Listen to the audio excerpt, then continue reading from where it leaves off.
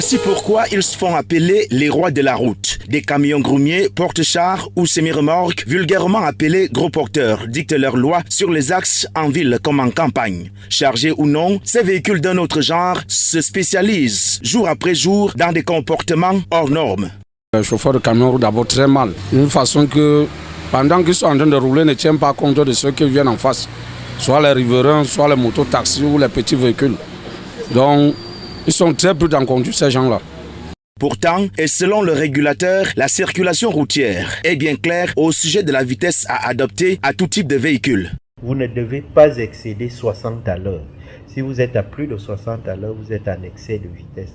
Alors même que pour d'autres types de véhicules, on peut tolérer en ce qui concerne par exemple les véhicules de transport des personnes à 90 et pour ce qui est des véhicules de tourisme à 100-110 par là. Donc les gros porteurs doivent rouler tout au plus à 60 km à l'heure lorsque ils se trouvent dans une zone qui n'a pas de limitation de vitesse. Une réglementation bafouée par ces derniers qui, à la somme, augmente chaque jour le nombre d'accidents et de décès sur nos routes par la force de l'excès de vitesse et d'autres comportements malveillants. C'est que très souvent les conducteurs se comportent comme des patrons. Vous avez un conducteur de camion qui a à côté de lui un assistant. Un assistant, quelqu'un qui est appelé à faire certaines tâches, mais pas la conduite.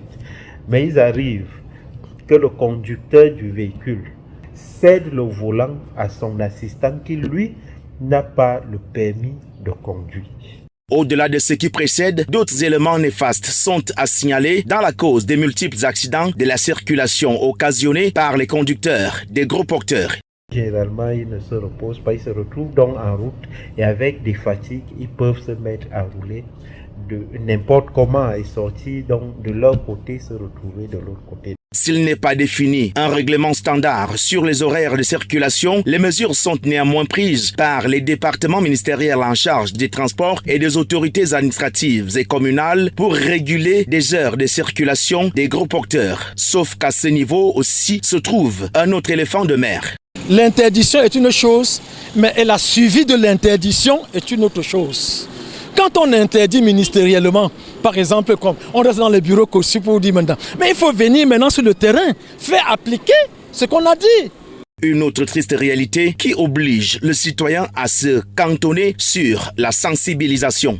Il faut seulement qu'on revienne encore une petite sensibilisation pour ces chauffeurs camions, pour éviter tout éventuel accident au Cameroun. Au vu du nombre inquiétant de décès causés par les accidents de la circulation avec pour facteur les gros porteurs, il est urgent que la répression s'invite à la danse passant par la réglementation des horaires standards des circulations des 7 heures à gage.